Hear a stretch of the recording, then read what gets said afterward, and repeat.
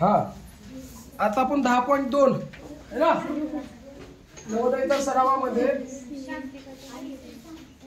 हा सायलेंटला पाठवत होतो बघा.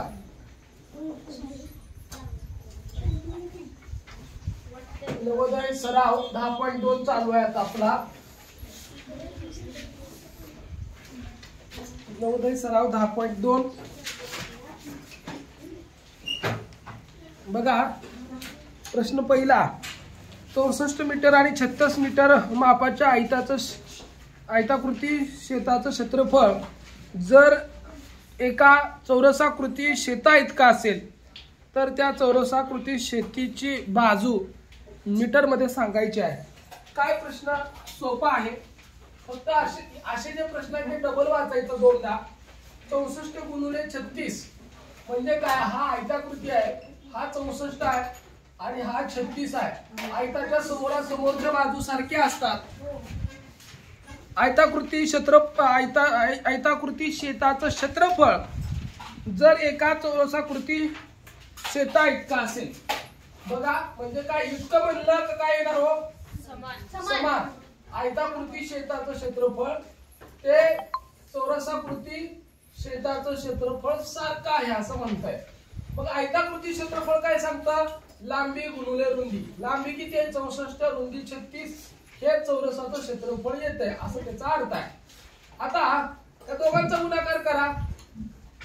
बघा 64 गुणिले 36 साई चौक 24 हाता गेला 2 साई 36 36 आणि 2 38 एक घर सोडला.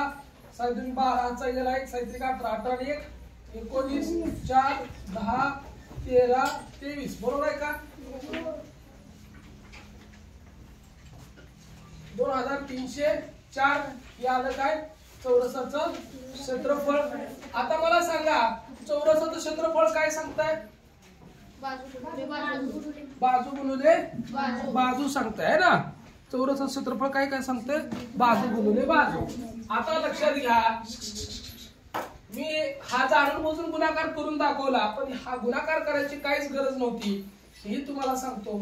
चौरसाचं क्षेत्रफळ काय सांगताय. बाजू गुणिले बाजू है ना. इथं चौरस क्षेत्रफळ किती आले हो 64 गुणिले 36. याचा दोघांचा गुणाकार करायची काहीच गरज नाही. आता बघा 64 गुणिले 36 आहे असं ठेवा.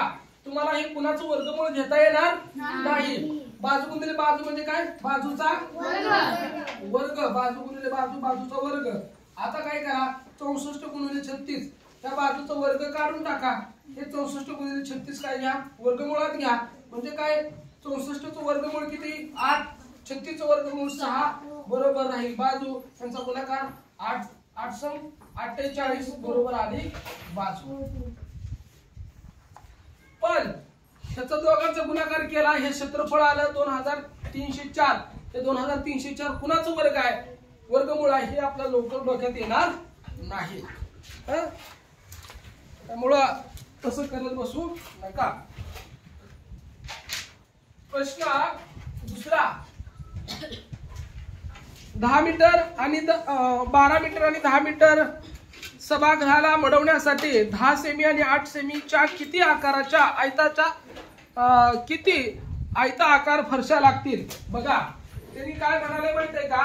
सभागृहाची लांबी हे सभागृह आहे 12 मीटर आणि 10 मीटर आणि म्हणाले आयताकार फरशा पण आयताकारच आहेत परंतु याची 10 आणि 8 आहे ना. पण ही सेमी आहे काय आहे सेमी आणि काय आहे मीटर. एकक सारखी आहेत का नाही. अशा वेळेस एकक सारखी करून घ्यायची. आणि फरशांचं गणित बऱ्याच वेळा विचारलंय. हा 2019 ला आज झालेल्या पेपर मध्ये हा प्रश्न आला होता. आता बघा आज बघा आपण काय करणार एकक सारखी करून घेणार. 10 मीटर म्हणजे किती सेमी 1000. 1 मीटर म्हणजे 100. 10 म्हणजे 1000 सेमी. 12 मीटर म्हणजे किती 1200 सेमी. बघा ही आयता फरशांची संख्या बरोबर फरशांची संख्या बरोबर ह्या आयताकृती हॉलचं क्षेत्रफळ, हॉलचं म्हणायचं पेक्षा आयताचं क्षेत्रफळ म्हणायचं किंवा हॉलचं क्षेत्रफळ भागिले परशीचं क्षेत्रफळ. कुणाचं? परशीचं क्षेत्रफळ. आता बघा परशीचं क्षेत्रफळ काय? 10 गुणिले 8 सेमीचंच आहे. आणि आयताचं क्षेत्रफळ 10 घ्यायचं का 1000 घ्यायचं? 1000 घ्यायचं. 12च्या ऐवजी 1200 घ्यायचं. आणि मग आता भागाकार करायचा. ह्या शून्याला शून्य गेलं आहे का नाही? बरोबर. आता काय करा 100 गुणिले बघा बेचोक बेदुनी 4 दूनी 8 4 त्रिक 12 हे 3 शून्य जसे तसं बेक बे कोणचे 10 ही 5 ही 0 कोणतं पूर्व बोलते बघा 5 त्रिक 15 1 2 3 0 किती वर्ष लागतील मग 1500 नाही 1000 1500 नाही 15000 वर्ष लागतील. प्रश्न तिसरा बघा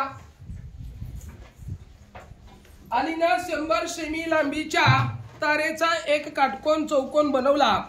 या काटकोन चौकोनाचं कमाल क्षेत्रफळ किती असेल? अलीनं 100 सेमी लांबीच्या तारेचा एक काटकोन चौकोन बनवला. 100 सेमी तारेची लांबी दिली बरं का. त्या तारेची लांबी 100 सेमी. याच्यापासून असा काटकोन चौकोन बनवला. काटकोन चौकोन म्हणजे काय? आयतच. त्याला काय म्हणायचं? आयत म्हणतात. काटकोन चौकोन बनवला. त्या काटकोन चौकोनाचे कमाल क्षेत्रफळ किती असेल? कमाल क्षेत्रफळ किती असेल? आता बघा ही तार आहे. या तारेपासून असा आयत बनवला तर ही काय होईल? तारेची लांबी आहे म्हणजे आपण काय वापरणार? आयताची परिमिती होती. आयताची परिमिती वापरणार म्हणजे आपल्याला लांबी रुंदी कळती. आयताची परिमिती 100 आहे. हा आयताचं परिमिती सूत्र काय? 2 कंसात लांबी अधिक रुंदी बरोबर 100. 2 नाही तर गुणलं हे 2 इकडे आणतो काय होईल? लांबी अधिक रुंदी बरोबर 100 भागिले 2. लांबी अधिक रुंदी किती येलो? 50. लांबी आणि रुंदी किती आली? 50 आली. आपल्याला प्रश्न काय विचारलाय? कमाल क्षेत्रफळ किती असेल? हा आता आपण काय करायचं? पर्यायाकडे वापरायचं. पर्याय वापरायचा. आपल्याला काय विचारलंय? क्षेत्रफळ किती असेल असं म्हटलंय. आता आपण काय करायचं? क्षेत्रफळ वापरत असताना